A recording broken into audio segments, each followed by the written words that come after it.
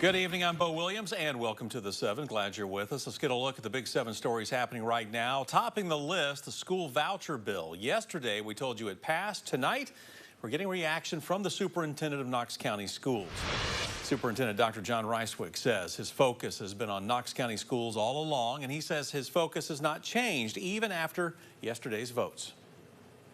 Again, we have a lot of good people who are trying to do good things for Tennessee. My job is to make sure our kids are delivering on the things that we promised to the families, and we're going to get that done no matter what changes. Now, if a child leaves a public school to go to a private school, the voucher bill says the state will continue to fund public schools as if that student never left. Lawmakers also passed illegal immigration enforcement legislation. House and Senate members voting to create a centralized immigration enforcement division that will work hand in hand with the federal government. The bill also makes it a Class E penalty for officials who adopt sanctuary policies, and it requires officials to be removed from office if they're convicted of doing so. Now today, State Senator Richard Briggs told 6 News this needs to change. I don't think that an elected official that's voting his conscience and is voting his constituents should be penalized, and it should be a crime. I'm going to have a bill next week when we start the regular session to give immunity to all elected officials for their votes. Not actions or not the lack of enforcing a law, but just for how someone votes. We'll, of course, be watching to see what happens with this bill. Big step in a huge case centered on the future of college sports. The NCAA coming to a settlement agreement over a lawsuit with Tennessee and Virginia. This is the one stemming from player compensation rules. You know, as we've been reporting, name, image, and likeness, or NIL, and the recruitment of college athletes was at the heart of this lawsuit. A federal judge issued a preliminary injunction last February, keeping the NCAA from enforcing its NIL rules for recruits. The Associated Press says the settlement, along with a request for a permanent injunction, will be finalized by March 17th. And a big announcement as far as the future of TVA is concerned. The president and CEO of TVA is planning to retire. Jeff Lyash, who has served in the role for nearly 6 years, will continue to lead until a successor is chosen. Appointed by the TVA Board of Directors in April of 2019, Lyash has led the nation's largest public utility with a focus on building strong partnerships, including between the region's 153 local power companies. Lyash says he is looking forward to his next chapter, spending more time with his grandchildren and family, but says that he will miss the TVA team and relationships he helped make across the region.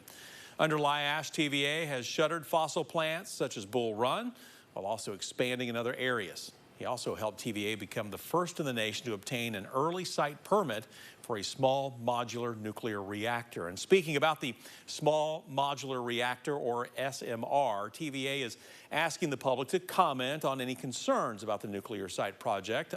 On Friday, TVA shared a draft of an assessment of the environmental impacts on the SMR project. If you have any questions about the impacts or any other concerns, you can meet for a public event coming up on February 27th.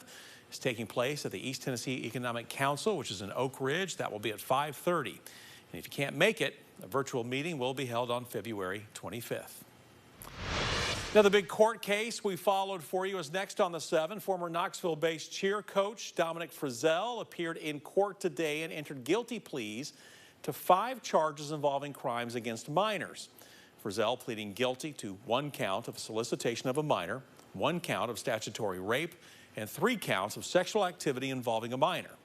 He was sentenced to 10 years, serving 1 year in jail, and then will be placed on probation for the remaining 9. Frizzell will also be placed on the Tennessee Sex Offender Registry for life. Now, parents of one of the victims spoke in court today about the impact of Frizzell's crimes. My child did not deserve that. He has spent over 3 years trying to rework and rewire his brain to kill the damage that he's done, that Nick has done to him, to learn what a healthy relationship is and how to pull himself out of the trauma that he's endured. Frizzell is set to appear in court again next year. We're told DNA evidence was able to link a suspect to a number of crimes. The DA's office says 26-year-old Tyshawn DeMarcus Cook will be sentenced on March 20th. He was convicted of carjacking, aggravated kidnapping, robbery, and sexual battery. In a 3-day trial, Cook's DNA was found in a vehicle that he stole from a woman, sexually assaulted her in, and forced her into the trunk. According to investigators, Cook went up to the victim as she was sitting in her car outside her apartment complex in the Fort Sanders neighborhood. He reportedly forced the woman into the passenger seat and then made her take out money at several ATMs across the city. Cook later sexually assaulted the woman and forced her into the trunk.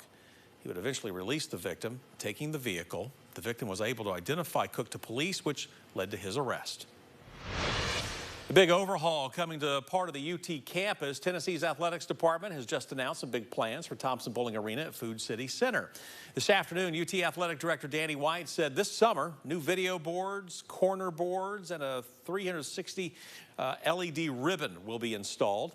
The new board will have larger screens, interior boards will be placed for fans sitting courtside, and the corner boards will now all have live video, stats, and the score. The university will also install a new sound system and new socializing spaces. Now, these renovations were a key part of the negotiations of the naming rights for the arena. Keep in mind, this was the multi-million-dollar deal that rebranded TVA as Thompson Bowling Arena at Food City Center. Our list wraps up with a bit of history being made. It's happening at Central High School, where for the first time, the coach of the boys and girls wrestling team is a woman. Chloe Padilla, owner of the FBS Combat Club and co-owner of Frankie's Body Shop in Fountain City, said she is hopeful to bring the team to excellence. After approaching the school's athletic director to build a program, she has offered her Combat Club as a place for students to train and build a professional foundation to grow. She said it was her younger sister, who is a student at Central, who inspired her to take on this role. And with their family's long history at the school and Padilla being an alum herself, she says she hopes to coach her team to its first state title. But I'm just really excited to bring Central High School its first state champion. They've only had state qualifiers, and I do think that with the coaches that we have, the professionalism here, all of the resources from Frankie doing their strength and conditioning, Cricket and Trevor doing their practices, us creating this environment that they're excited about, we can definitely drive Central's wrestling program into the future. And while Padilla says she is excited to take on the role, she's also, well, leaning on her community for some support, working alongside coaches like you heard, Cricket Jones, the current Tennessee High School wrestling champion, and Trevor Linderman, the Hall's 2019 state champion.